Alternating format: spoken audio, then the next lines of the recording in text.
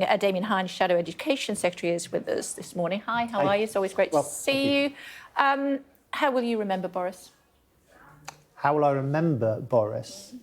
Why is that a tricky question? Well, Boris Johnson has been a great leader in many ways, made many of the right calls, particularly on things like the vaccine rollout, and obviously there were some difficult times.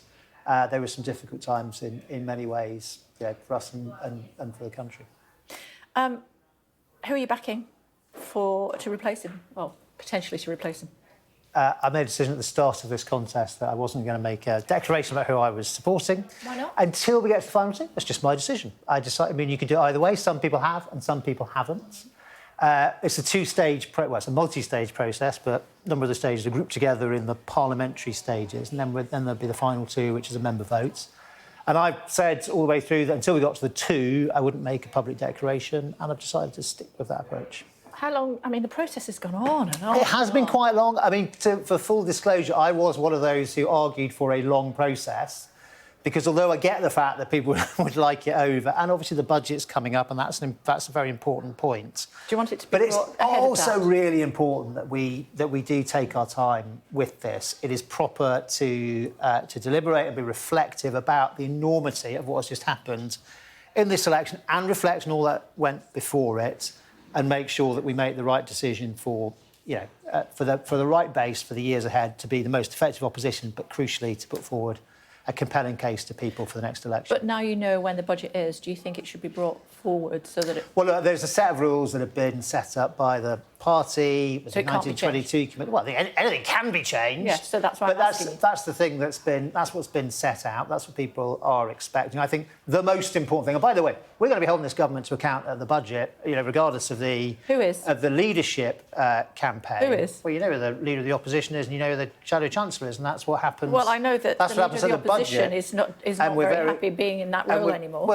We're very clear about some of the things we know about that are coming forward in the budget. And we're very clear about our position on those, including about taxing education. VAT. And of course, there may be VAT. Of course, there may be likely to be further things in the budget, and we will properly scrutinise and properly hold the government to account. And the government would say it's because you've left them a massive, great big black hole. Oh, please. Not the £22 billion black hole again. Look, there are always spending pressures in government. Whenever you start as a minister in any department, day one or day two, you get this briefing telling you about all the unfunded pressures. And at the Treasury, that happens in aggregate across government. Of course there are pressures. By the way, there are usually also underspends elsewhere in the department or elsewhere in government. As a minister, it's your job to manage those pressures. And yes, you have to make choices.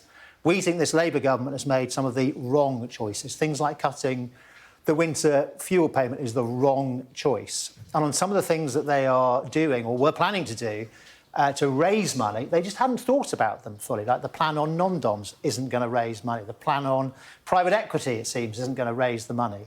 And this plan on taxing education looks like it may well not raise nearly the amount of money they say, or could even be a net cost. Because some children, we don't know how many, love to see the government's own analysis, some children will be displaced into the state sector, and that has big implications, not just for them, but also for parents and children in the state sector, because it means larger class sizes, it means disruption for teachers, and it means ultimately more schools being full, and that means less chance a parent of getting your preferred choice of school for your child. We'll see. James Cleverly had a good conference, and he seems to have blown himself up with not declaring his wife at sporting events. What's he doing? Look, I've just seen that story in the Mirror. I don't know. I think you're right. It was a good conference. I think it was a good conference actually for all the candidates. It was a good debate. It's been very well good humoured. Fairly obvious she's there, though. Look. I think as well. She's there. She's there in Sydney, and then one before was at Wimbledon. I genuinely can't. I genuinely can't look at a photo live on your brilliant programme. Why not? And be able to tell things that... I can tell you he was at Wimbledon, and I can tell you he was at the Women's World Cup in Sydney. He's now declared it, but only when people said, "Well, what about this?" Yeah. So look, I can't add to that. That's my honest response. OK, can we agree it's not smart? That's my honest response.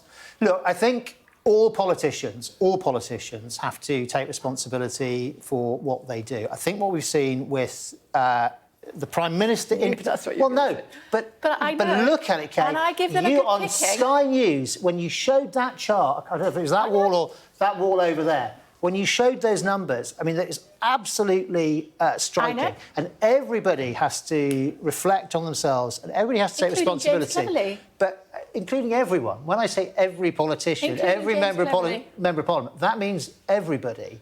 But there clearly is a particular problem with number 10 and the Prime Minister and the government. And absolutely it's right that we look at that thoroughly. That's because they're transparent. And when you guys were in power, you weren't, is what the government says now. I don't think, Not true? I don't think even they say. I don't think even they say that. Oh, OK. There have long been rules on disclosure, as rightly they should. OK, we'll both go and look back at those rules again, should we? What do you think of Robert Jenrick having a Hamas, our terrorist jumper, wandering around at party conference? Was that smart? I didn't actually see him in his garb at the time. I don't know. I don't have a comment to make on that. And what I do think is... There's not much you want to comment on this morning. Kay, believe me, there are loads of things I'd like to comment on. Any government policy I'd like to comment on. In particular, I'm keen to talk about education policy. We've done that.